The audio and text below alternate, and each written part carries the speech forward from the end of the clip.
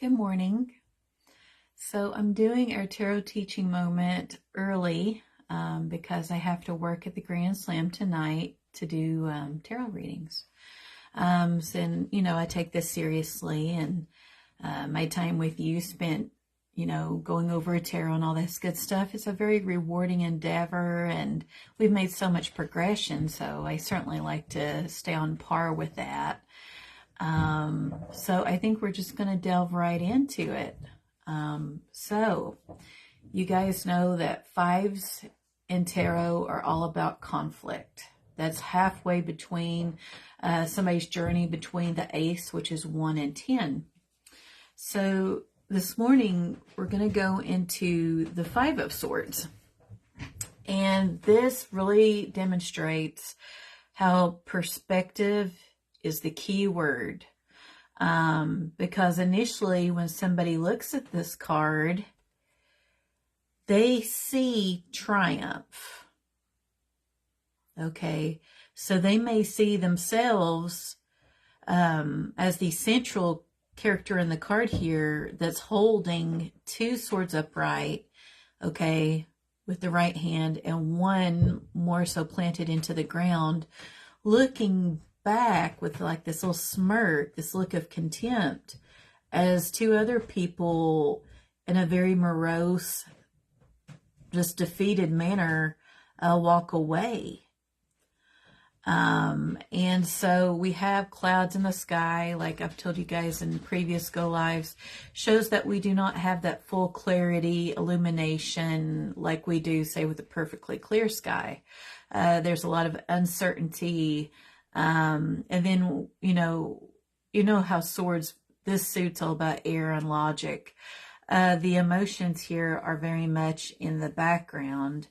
However, these people, this was a conflict which involved communication, and instead of an overall energy of ensuring people felt safe and valued, not necessarily having to agree with their viewpoint or what they're saying, but to make them feel valued and safe and like an equal contributor, this person took their swords away. And I think it's interesting, the deck that Sharon reviewed with our group had touched upon an entry in it where it went over how it is hard for us, including me, everybody, to see themselves as the bad guy. Even if you think about your own conversation with others, or when other people converse with you about a communication that did not really go well, think about it for a moment. Do they paint themselves out to be the good guy, okay, that may have been wronged by another, to where they feel like they're the victim? Or when they converse with you, do they ever say, I'm not really great at communication. This communication went badly, to where they're this figure? And I would be willing to, put money on it. 9 times out of 10, this is any of us. We believe we're the victim, that we're the victim of other people. When really, in fact, we've taken their swords away. We're this figure. And what Teal Swan said within her narrative of that Oracle deck, and I think what I'll do, I'll see, I don't know with how this is a go live, if it will allow me to put pictures up of that text that I'm referencing from that deck. But she says that it's so hard for us to mentally concede that we're the bad guy, that we did a wrong to somebody else. And it's so hard to say, I'm sorry, and taking ownership for these things. And I think Rachel Pollack does a really good job of further elaborating on this concept. So, and this is from her book, Rachel Pollack's Tarot Wisdom, Spiritual Teachings and Deeper Meanings.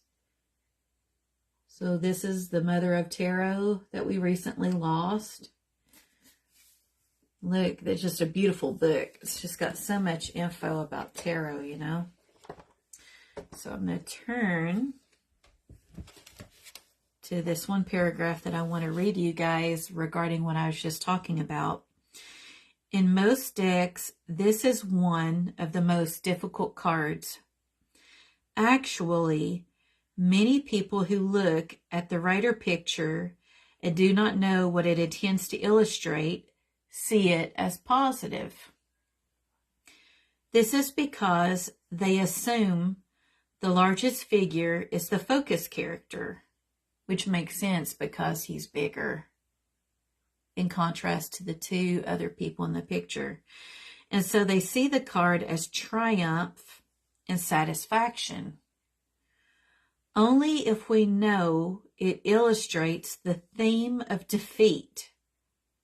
So again, let that sink in. This is an overall theme of defeat, not victory. Do we look primarily to the two figures moving away?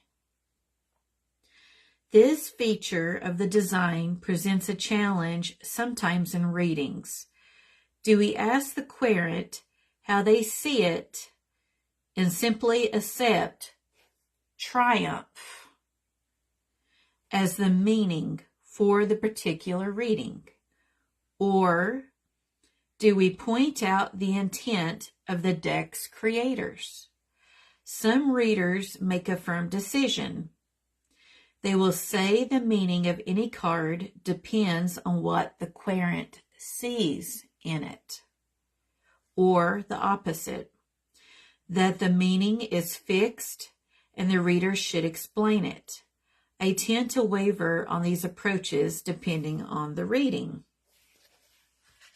And I want you guys to keep in mind with the swords, it's a double edge. So like we've been talking about, with truth, there comes a cost, there's an expense. So in this picture, there was a dispute, a conflict with these people. And with it being swords, we're talking about a conflict of the mind. Swords take action. It's giving air to these logic processes that are within people's minds, right? So what this figure did is the style of communication was aggressive, not assertive. So what they did is they conversed with these other people, but did not give them the gift of feeling safe and valued and respected, and did not take in the communication so that ideally a compromise could be obtained. Okay. Now, if this figure, which we're talking about the energy, okay, even though it's a man. So because the ideal form of communication, even if you have a stance on something that differs from another, and you would communicate that in a respectful like format, like we're talking about, that would be assertive. When someone delves into being aggressive, they strip somebody of that feeling of safety and value and being respected. They strip that away because all they want is to win. So it's a win-lose situation versus a win-win where we have the compromise. Okay.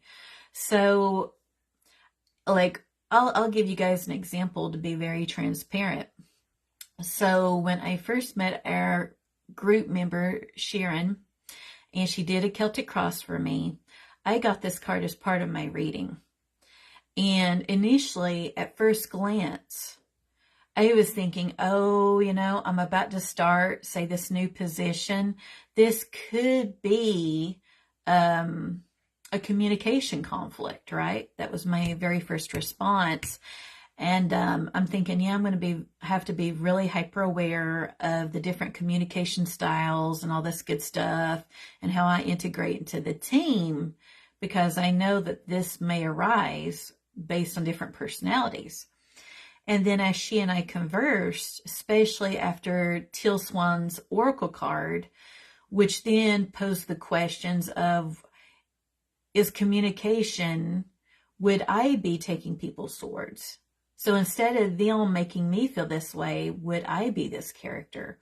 So when this came up in combination with that oracle card, which is talking about the intent behind communication style, if it's to manipulate, coerce, where is it coming from? So say, like in the past, which I've grown up from that, I'm all about a good disagreement, argument. I like a very good intellectual conversation.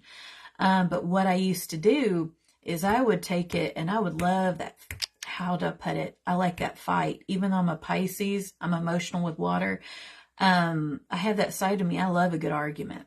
Even back in college, personally speaking, again, this is my little narrative with this. I had an English class where we would have debates, and each side I would jot down notes to ask people, because again, I love intellectual conversations. And it was so much so where the instructor told me at the very end of my class, as it was about to wrap up, he said, just so you know, you have people in here that love you, and then people who really don't like you, because you really pick apart these arguments and, these discussions we have in such a way where they'll be at the library on campus talking about, oh, I wonder which side that Kat's going to be on.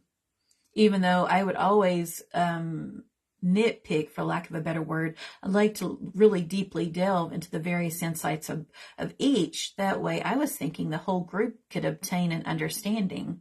Or if, say, I was presenting for the class, I probably would have made a good lawyer if I would have went down that road, because I love a good fight. I like a good argument. Like internally it can feel uncomfortable, but I think it's because it can turn more down an uncomfortable road. At times my communication style would be aggressive, because now you're getting emotions and defensiveness intertwined with that. That's not a good thing. So over the years, I've had to really self-reflect, even to present day, being very self-aware of my communication style, how I converse with others, because ideally with my communications with people, even if our personalities don't click, I don't want to make people feel this way. I don't want to be this jerk holding all the swords that I stripped away from other people because I wanted to win. So I wanted to share my own personal insights. It is part of my own shadow work, which that oracle I loved. It really was very brutally just honest and provided a different perspective toward improving my own communication style. That's been on a journey of mine for a long time now. So you don't want to be, this is not a card of victory. This is defeat. Even though this figure feels like they're winning, what cost did it come from? Like, what did it cost? The team doesn't feel valued, his peers. And moving forward, they're probably not going to have outcomes on their projects and endeavors because they don't feel valued and respected and part of the team. They feel dictated to. They feel the opposite of all these things. Only bad juju can come from this, right? So, we're looking here. And so with these, our figures in the back are predominantly in yellow. So like we've talked about with yellow, we're looking at that illumination, warmth, enlightenment. Notice here, though, how the central character, he's actually, like, they've got a little bit of red. Like, you see that red and orange? So from covering the suit of wands, we know orange was all about enthusiasm, right? Being very passionate. Okay. But then the red can stand for anger, hostility. Our central character, the arms and legs are in red. So the actions there were more of out of like a very angry, hostile manner. That's some of the negative descriptors of the color red. And then we've got like this yellow-green color. And then his boots are like orange. So he moves forward in a very, even though this is wands, when we think orange, we think of the fire of wands, with that passion and excitement, those carry his feet forward. And I think here that even though the central figure feels like they won, look at the position of the feet, how one is like wanting to walk away from all this water that's behind him, because there's, you know what I'm saying? But then say the left foot, or actually here it's the right foot. It's always a mirror image when I look into the phone. So the left is more so turned toward the left. So it'd be like moving away, but then they're hesitant to do so. So I would hope that means despite the smirk on this person's face and that feeling of triumph, which is a false feeling, this is not a card of triumph, that they're pausing to reflect of the impact that their actions had on others. And it begs a question, are they self-aware enough to see what they did and the impact it had on others, you know? So that's a very good question to ponder upon. So with love, this could be two people who are arguing. These could even be good friends that are arguing, and they want to win. They're not listening to each other to obtain understanding and interjecting pauses, and allowing the other to fully complete their sentence without, like, say, talking over them. Which for me, when I've had people do that to me in communication, I do look at them and I'm like, can you please allow me to finish what I'm saying? Like, it is one of my buttons that some people know to push. And I tell them, I find it very rude and disrespectful. Like I tell them, if I'm listening to you and your viewpoint and giving you that space to do so, I would like the same courtesy shared back, right? Now with career, this would be like a dictator, a bully. This could be somebody that throws other people under the bus because they want to look good to say their manager or supervisor. What else could this be? I'm thinking here as far as career-wise. This is somebody who doesn't ask their team what's working right, what's not working. They dictate to them. And they make them feel less than. So that's not a good thing. And they may think that they're executing their tasks so well that their poop doesn't stink or anything. But if it's at the cost of others, it's not okay. With finances, this could be somebody that's taking advantage of another person, where they want more money than what they're owed or what have you. To where somebody needs to really be cautious about their finances. Again, this is a bully with the intent to take. This again is not a card of victory, although initially upon first glance you would think, oh, this person looks victorious, and these are the enemies that are walking away in defeat. So think about these classic movies that we watch at times where we see this exact scenario play out.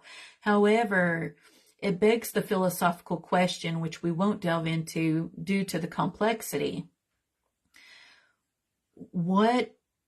How do you define an enemy? What makes them an enemy? Is it because of what they say, how they make you feel? And what if we're the enemy? What if we're the bad person? What if our perception is flawed? What about if the way we do things is flawed? That leaves room for, again, that shadow work, that growth, giving ourselves a hug, saying, hey, we're not where we need to be with this, but it's okay, because the most important thing is that we are taking ownership of that and looking at the data, leaning on our support system, our friends and family, leaning into our faith to find a path forward. Even if it's not fully illuminated before us, at least self-awareness and work toward a better version of ourselves, especially with how we relate to others, is better than no progression at all, right? So I'll go over the upright meanings just to make sure that I've covered them all before we go into the reversals. So here's some descriptors. We have upheaval. This could be conflict with others or also a system. So this could be, think of your big systems such as school boards, the government, the administration of the business you work for, big entities, and how people can be left powerless or, feeling that way, or very literally being powerless. Loss, stress, knowing when to walk away. So this card represents if you communicate with somebody and the communication doesn't go well, and they've got the upper hand, are you going to stay engaged, or are you simply going to cut your losses and walk away? It's how we communicate with others, which we've talked about at length. A bully, shame, arguments, aggression. Aggression's not good. Assertiveness is good. You can look it up. Assertive is good. Aggressive is not good. Intimidating, hostility, stress, misplaced aggression.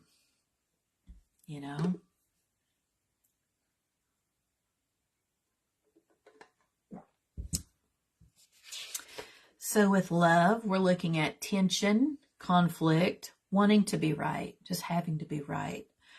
Career, workplace bully, intimidation, defensive attitude, hostility. So if you have somebody who's a bully, I was brought up to stand up to bullies, so that's what I've done. I've had other individuals in the workplace, mostly some verbal bullying, but I have had physical bullying as well, to where it had to be elevated to, say, my supervisor, and unfortunately HR has to get involved. That's when they will purposely try to run into you. But usually verbal's more so utilized. Unfortunately, in workplace settings, it's a lot of defamation of character. There's some negative hostilities. They call it lateral violence that's present in those settings, usually because of communication styles. People have motives, agendas. You just want to make sure you're on the right side of that you're not matching people up on that negative, toxic energy. Again, elevate it, because that's what your supervisor and your HR, that's their job to deal with this, because people should feel supported in the workplace. If it ever elevates to a level like that, again, elevate it. Because it may get worse. It could very much elevate things with the bully, or they can be in groups. It can elevate the tension with a group of bullies, or it can improve them. Now, if things really elevate, it's toxic, there can be no improvement. Then you're going to have to think how much you value this job. Is it worth your peace of mind on a fairly frequent basis? We work most of the time to continue to go into this job, being left feeling like this and powerless despite going through the proper channels? Or do you need to maybe look at a different support system, a different environment to work from? And there's no shame in that. There really isn't, because sometimes our processes and systems fail us. So just know it's not a reflection of you, as long as you choose to communicate in a good way. Now, if it is you, because we are all at fault with our communication. We're not always right or always perfect with our communication styles. If it's us, the hard part is saying we're sorry, and then taking ownership, getting help, maybe seeking counseling, but working to improve ourselves in relation to our peers, and then earning that trust and establishing that rapport. So it's, again, not labeling everybody else as the enemy and always putting ourselves in a good light, especially if we have a pattern. If we're interacting with others and we're the source of conflict, it's going to be with more than just that one person. If you have different scenarios where it's work settings or group settings and there's conflict and you're involved, it's a painful truth, but that means that we're part of that conflict. So just let that sink in for a minute. This is not a comfortable card. It's not meant to be comfortable. And then with finances, it's a conflict, being taken advantage of, having someone trying, it's another way of wording it, to try to take advantage of us. So with the reversal, we're talking, generally speaking, of the opposite meaning of the upright. So with this, we're talking about a compromise has been made in a romantic relationship or platonic one. Each party or the group is airing out what they're thinking, and they're feeling, again, valued and respected and heard. A lot of times people just simply want to be heard. That's why it's good with communication when you converse with people, especially because perception is tricky and varies per individual. When you communicate with others, you can be like, what I just heard from you is you just told me this. So that means this, right? They know that you're actively listening and engaged, and they, again, feel valued and listened to. And then even, especially if you delve into the realm of management, or you're setting the example in general where you work, even if you're not officially in a supervisor's capacity. Say if someone, you follow them, and the person you're interacting with tells me, I had this negative experience, even if you didn't cause it, most, if not all, workplaces want you to take ownership of that because you represent the institution you work for. You'll be like, I really apologize. That was your experience with us. So what I'm going to do to help correct this or move forward is I'm going to do A, B, and C. And I'll check back in with you to see if that helped resolve this or not, But you want to take ownership. One of the worst things you can do is to say it's not my job. That's why a lot of workplaces will put that in a job description. People are not to say that. That will get somebody angrier than anything. Or if someone, think about it. If they were like, calm down. Think about it. How many times can we count on one hand that's worked? Nada. Or I totally know what you're going through. No, you don't. Get that out of your vocabulary too. Unless you walk in somebody else's shoes, you're not going to know about their life journey, what they're currently going through, what they've been through. You can summarize it, or again, verbalize that understanding or acknowledgement, saying, you sound frustrated. You sound to me like you're coming from a really hurt or frustrated place. Again, you're actively showing that you're listening and assigning meaning to that conversation. And it's not morally making a decision on that person. So we've covered a lot of this in the book club. So if you're not part of it, feel free to check it out. It's really a chill book club. You'll see what I mean if you look into it, if you're not already part of it. But there was a YouTube video, this really short, cute one about communication. And it talked about that. As humans, we all have bias. We make decisions all the time based on having an intake of stimuli. So it's about being very self-aware of our biases so that we don't put these judgments onto other people, remaining open. And so what? If they did something that was flawed or screwed up, we are all screwed up. So if they're asking your opinion on it, to be like, okay, I'm not going to sugarcoat it. Do you really want my opinion on this? Okay. Because it's coming from a good place, but it would be my perspective.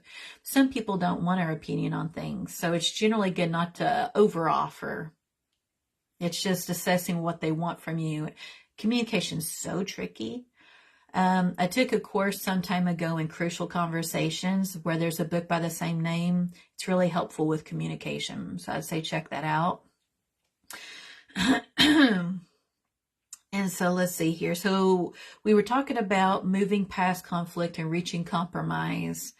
But it could also be, say, if this situation does not get any better, on On the other side of the spectrum, it could show the need to leave a relationship, a friendship, or a workplace. It means it's been going on for a long time with this upright negative connotation, right? That we've been discussing at length.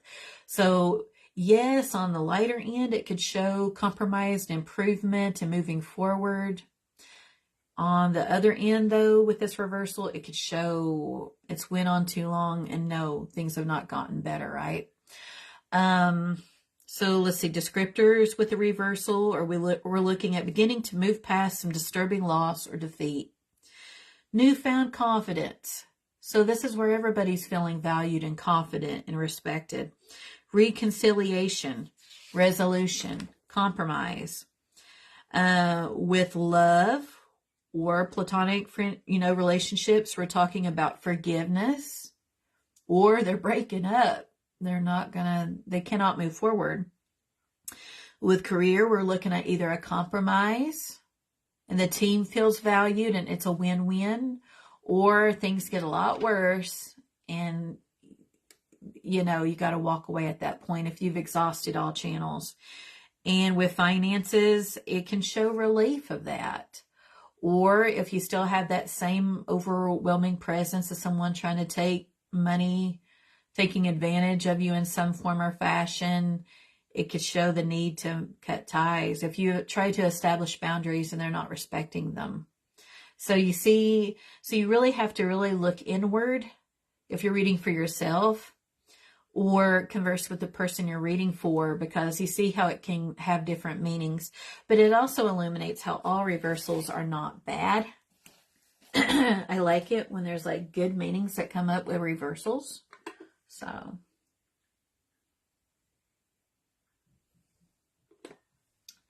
so now I'm going to show some other cards. So here we have someone in the background. So it's a little bit of a flip scenario. This person looks like they're happy. Their arms are open. It's almost like they're kind of jumping up in the air a bit. They're very just celebratory. However, our central character looks like their head hurts. They've got a really bad headache. They're tired. This raven or crow is totally on their shoulder, cawing at them. Okay, when this person's obviously not in a good place to want to interact, or, and then there's the other birds flying overhead. To me, so this is very synonymous of a conflict that's not done. So these little black birds are hovering above their heads to show that it's not a one and done thing. That conflict is still there. This person, though, is not in a good place to continue that conversation. It may have been a horrible conversation like we were just talking about at length, and they just need time. Like maybe there needs to be some work on their working relationship, friendship, romantic relationship. Okay. But what just happened was not a victory like this person in the background's thinking. I think I like what the artist did with this, because her name is Chris Ann, which is on the deck. Instead of that initial impression of victory that many people see, because they tend to see themselves as the good guys. Okay. Isn't that something? I like how she flipped it to where the person that stripped this person of feeling valued and respected and listened to is in the background, because that is not the theme of this card, even though people would think that. It's of defeat. So I actually like this better than the Rider-Waite. And you will probably rarely hear me say that. I like what she did with this. So yeah, to each their own, even though, the Rider-Waite Smith will always be the background, or not the background, but the foundation. And so here we have the mountain. So, mountains stand for conflict. And this person, they're not on the top of the mountain, but they're feeling like they're victorious. But again, at what cost did it come? It's all in how you get where you're going in life? Is it worth the karma that you're leaving in your wake? And that's me too. It's all of us having to be self-aware of it. Is it really worth it? That's why it's really best that we really make conscious efforts to do right by people. I've mentioned it in other Go Lives because it will totally come back to us. If whether or not you believe in the rule of 3, where you get back 3 times what you put out to the universe, or just simply karma. People know what karma is, and it does tend to come back to people, you know. But that's another discussion for another time. So with this card, this reminds me of like a horror movie where it's like what is it? A serial killer. You know how they generally like will be mean to little animals and they'll torture them, kill them. That's the feeling of this card to me. So it's like a pincushion where we've got the 5 swords in this pincushion. And so the central character has trapped this little butterfly in a jar. It doesn't appear like there's any holes in that either. And it's like, look at his mouth, like the upward smirk, and how he's just looking at this poor little frightened creature in the jar. And it begs the question, what is he going to do with those swords? Also seen in this picture, like little pins. Is he going to actually stick the little butterfly with those and torment that little creature? So this is not nowhere near my favorite card from the Tarot of the Abyss. I love the deck. This is an uncomfortable card for me. Probably because I'm more of that loving motherly energy. I'm very much like a mom, not just to my children, but to people I meet. I want to like give them a hug and make sure that they feel like secure and all that good stuff. Like think of your mothers, you know. This is like a dark energy. But if anything, it just goes to show that little butterfly needs to be free to speak its little truth and live its life. They're not for us to pick apart and to make feel less than, if that makes sense. So just the overall energy of that card, it's just such a sad card, you know? And looking, let's see here, 3, 4, 5. It looks like he may even have, it might be the shading. I was seeing of something, looks like he's got a little pin sticking into his hand or something. Like maybe he's thinking about, he's about to stab that poor butterfly. So yeah, I don't like that card very much. Then here we have one where we have it just like the Rider-Waite-Smith with the predominant crow. He appears victorious. There's 2 on the ground there. They may be dead. He may have defeated them in battle. Or they could just be trying to trick him and act like they're dead when really they're not. They just, you know, maybe they're tired of interacting with them. And so it shows these other crows just flying away, just kind of saying that no, they're not going to be valued, respected, and heard. And they're leaving this really toxic situation. So I like what MJ Cullinane did here. There's a little bit of orange here, a lot of like blue, black with uncertainty. We got that cloud cover that we saw in the Rider-Waite-Smith. And just snowy. It looks cold. So this is like a cold interaction. There's no sun. There's no warmth to be had. This is not a comfortable card either, guys. You know. And then with the Hush Tarot, it had a victory last night with the 4 of Swords. It was about time the Hush Tarot had one where I'm like, okay, I can see the correlation. With this one, I'll show it to you guys. This is a deck not based on Rider-Waite-Smith, and it shows this figure carrying 3 swords while there's a 4th in the left hand, and there's 1 behind them. So it's almost like he's taking these swords with him to cut through the vegetation and reeds. It could be to engage in conflict with others, and then just leaving them behind as he goes along on his journey. He's only got so many to get him through, though. So I could see, based on my knowledge of this card, the value of getting others onto your side, then you could have more of an arsenal, more of a community and things at your, I hate to say disposal. I don't like that word for this, but part of your support system to help you on your journey to where you don't feel overwhelmed and alone. I guess it goes to show that the bully or the one that could be aggressive could be coming from a very emotional place, not aware of their communication style, and very defensive, which can impact communication. I mean, it doesn't make it okay, but that may be going, on with that, like we were talking about early on. So I don't hate this card. I don't love it either, you know.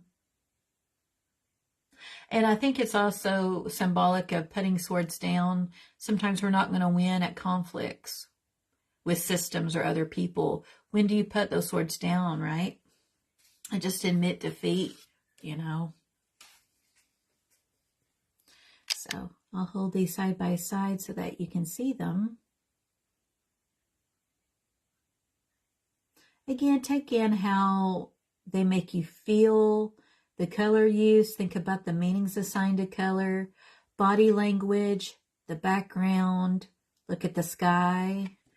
You can gain a lot of meaning by just sitting, even with just one card, looking at all these various things, and then looking at your interpretation of it intuitively first and foremost. Then pulling out the book and then looking at the meaning.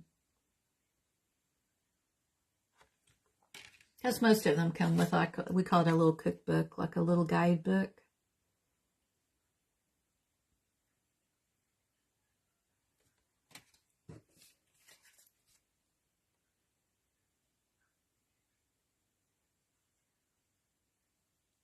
Okay, so I think this sums us up for the Five of Swords.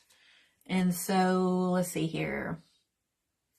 Tomorrow I'll be back at 8 p.m. and we will do the Six of Swords. And yeah, I think that pretty well sums it up.